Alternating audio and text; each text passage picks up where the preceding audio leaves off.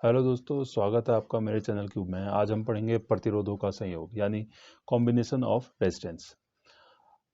Resistance को जब हम जोड़ते हैं तो रेजिस्टेंस को हम दो टाइप से जोड़ सकते हैं। पहला, श्रेणी क्रम में, यानी एक के बाद एक।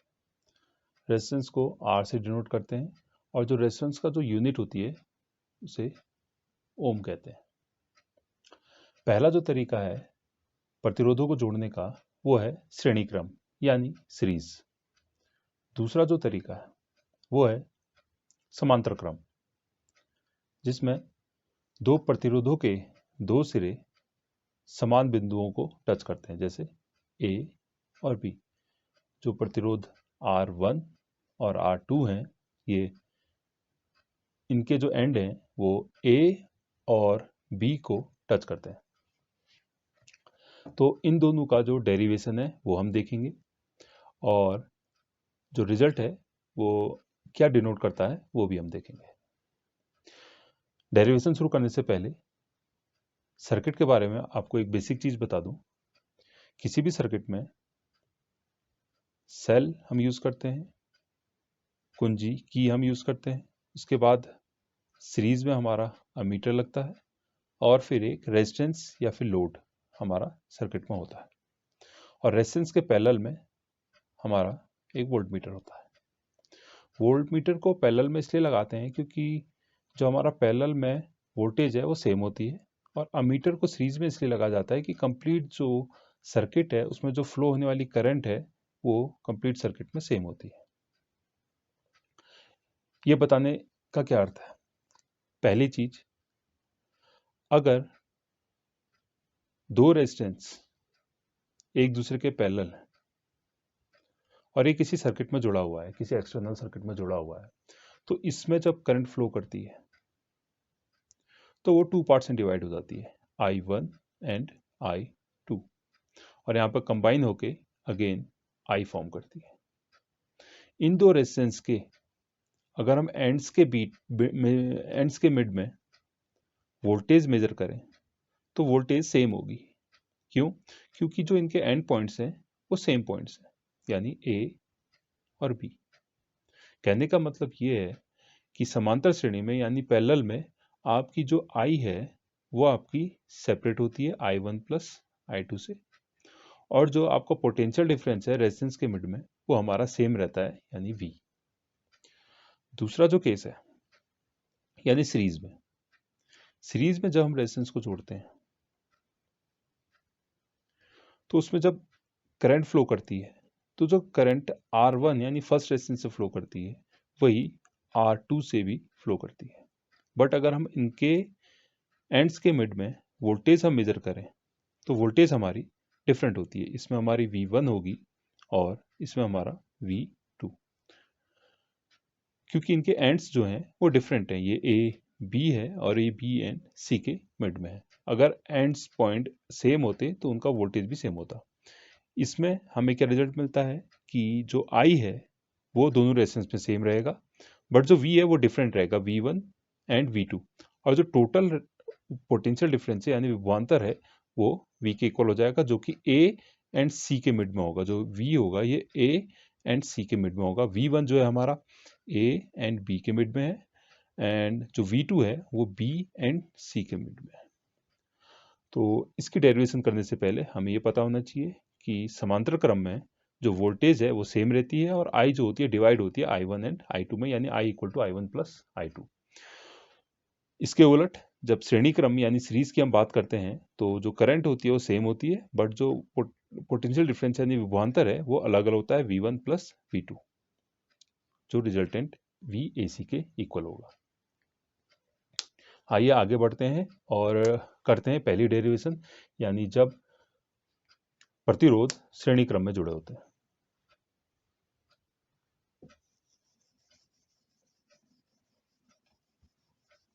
प्रतिरोधों का संयोजन श्रेणी क्रम में यानी सीरीज में।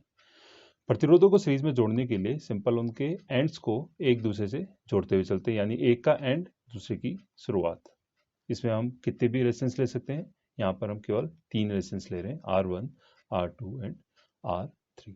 लेट इनमें जो करंट फ्लो कर रही है वो आई फ्लो कर रही है, क्योंकि ये सीरीज में यानी श्रेणी क्रम में है, इसलिए इनमें जो फ्लो होने वाली करंट है वो सेम होगी, यानी सभी में कितनी करंट फ्लो करेगी, आई। जो R1 है इसके एंड्स के मिड में जो पोटेंशियल डिफरेंस है लेट V1 है, जो R2 है उसके एंड्स के मिडिल में जो पोटेंशियल डिफरेंस है लेट V2 है, और R3 के मिड में पोटेंशियल डिफरेंस V3 है। अब हम एक ऐसा रेजिस्टेंस चाहते हैं जो इन तीनों को रिप्लेस करके एज अ सिंगल एक्ट कर सके, उसको हम R कह देते हैं। यानी R जो है R1, R2 एंड R3 का रिजल्टेंट होगा। इसमें से अगर हम I करंट फ्लो करें तो वही जो पोटेंशियल डिफरेंस V होगा वो इन सबके कॉम्बिनेशन के इक्वल होगा, क्योंकि हमारा जो सर्किट है वो सेम है, हम केवल उसका रिजल्टेंट फाइंड कर रहे हैं। स्टार्ट करते हैं। ओम्स लॉ अप्लाई करने पे जो फर्स्ट रेजिस्टेंस है उसके लिए V1 इक्वल टू हो जाता है I R1, V is equal to I R, Ohm's law से V is equal to I R. Second resistance के लिए V2 is equal to I R 2। Third resistance के लिए V3 equal to I are 3। अगर हमें resultant V find करना है तो V इक्वल टू हो जाएगा V1 plus V2 plus V3। सबकी वैल्यू पुट करते हैं। V1 के प्लेस में हो जाएगा आई R1 प्लस V2 के प्लेस में हो जाएगा आई R2 एंड V3 के प्लेस में हो जाएगा आई R3। I सभी से कॉमन हो जाएगा and R1 plus R2 plus R3। जो रिजल्टेंट का केस है उसमें हम अगर ओम्स लॉ अप्लाई करेंगे तो V इक्वल टू होगा आई आर, आर जहाँ पर रिजल्टेंट रेजिस्टेंस है, तो हम V की वैल्यू यहाँ पर पुट कर देते हैं। इसे इक्वेशन 1 बोल सकते हैं, इसे इक्वेशन हम 2 बोल सकते हैं। तो V के प्लेस में इसकी वैल्यू पुट करते हैं V equal to I R equal to I R1 plus R2 plus R3। I से आई कैंसिल होगा एंड R जो हमारा रिजल्टेंट है वो फाइंड हो जाएगा आई R1 plus R2 plus R3। यानी जो रिजल्टेंट है वो सभी के सम के इक्वल होगा। अगर ऐसे ही इसमें n नंबर्स ऑफ रेजिस्टेंस लगे हुए हैं, यानी बहुत सारे रेजिस्टेंस लगे हुए हैं, तो जो रिजल्टेंट R होगा वो सभी के समेशन के इक्वल हो जाएगा, R1 plus R2 plus R3 plus ऐसा ही जुड़ता रहेगा अंतिम तक, Rn तक का। जो R है वो इन सभी से बड़ा होता है, यानी जो R की वैल्यू है श्रेणी क्रम में, वो जो रिजल्टेंट R की वैल्यू है श्रेणी क्रम में, वो सभी R1, R2 एंड R3 से इंडिविजुअली यानी अलग अलग सबसे बड़ा होता है। तो ये है इसकी डेरिवेशन। श्रेणी क्रम में जो विभवांतर है वो अलग अलग होता है और धारा सेम होती है। अगर यहीं पे हमारा जो R है वो सेम हो, यानी R1 equal to R2 equal to R3 हो, तो रिजल्टेंट जो R होगा वो इक्वल हो जाएगा, इसको रिजल्टेंट बोल देते हैं R डैश लेट, तो R dash plus R dash plus R dash, तो R इक्वल हो जाएगा 3R डैश, यानी R डैश का 3 गुना। ये एक इसका स्पेशल केस है जब आपके सभी रेजिस्टेंस इक्वल है। और जब सभी रेजिस्टेंस इक्वल होते हैं तो उस केस में जो उनके सिरों के बीच जो विभवांतर है V1, V2, V3 वो भी क्या होते हैं, इक्वल हो जाते हैं। V1 equal to V2 equal to V3, जिसकी वैल्यू हो जाएगी आई आर डैश के इक्वल। तो ये थी पहली डेरिवेशन। आगे बढ़ते हैं और करते हैं दूसरी डेरिवेशन, जब हमारे जो प्रतिरोध हैं वो समांतर क्रम में जुड़े होंगे।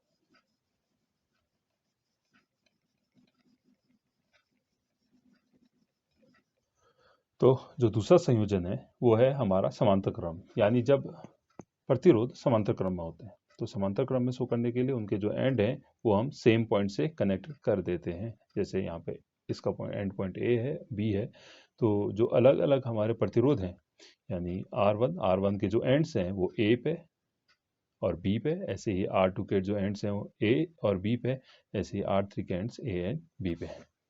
इसमें माना कितनी धारा प्रवाहित हो रही है, आई धारा प्रवाहित हो रही है। आई धारा प्रवाहित होगी तो यहाँ से 3 भागों में डिवाइड हो जाएगी। पहली हो जाएगी I1, दूसरी हो जाएगी I2 और तीसरी हो जाएगी I3। यही धारा इन प्रतिरोधों से जाकर यहाँ से आपस में मिल जाती है। जब ये डिवाइड होकर I1, I2, I3 फॉर्म हुई है तो ये कंबाइन होकर भी अगेन I फॉर्म कर देगी। क्योंकि ये समांतर क्रम में है तो इसमें जो विभवांतर है यानी पोटेंशियल डिफरेंस है वो सेम रहेगा। अगेन रिजल्टेंट के केस में हम इन तीनों के प्लेस में केवल एक रेजिस्टेंस चाहते हैं जो कि इन सबको रिप्लेस कर सके।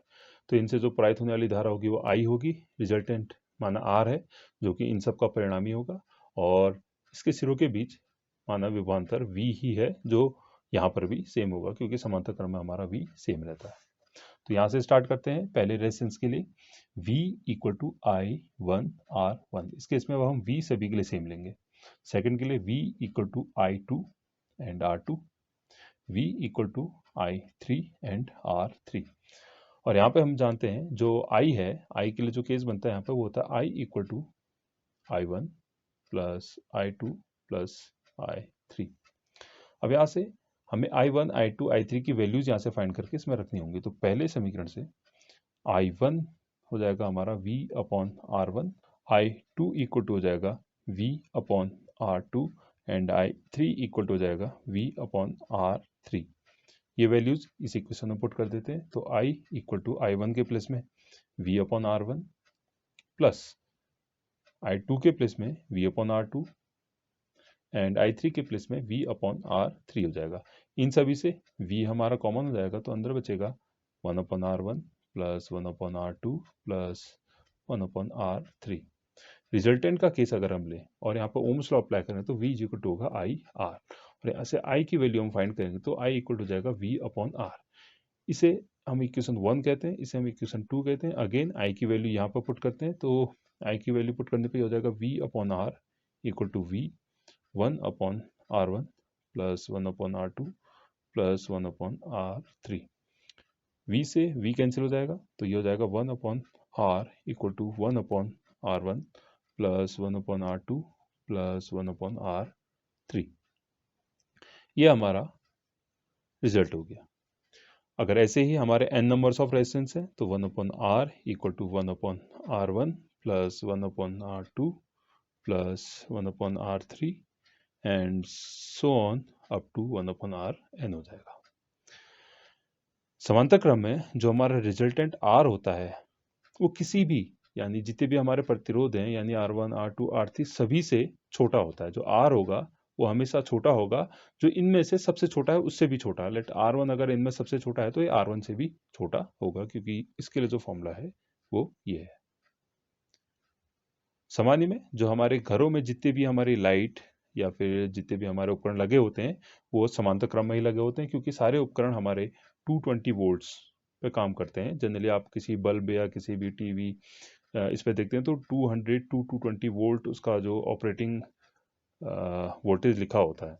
तो हमारा जो घर में जितने भी हमारे जो सर्किट हैं वो हमारे पैरेलल में होते हैं ताकि सभी को इक्वल वोल्टेज हम दे सकें। तो ये थी दूसरी डेरिवेशन।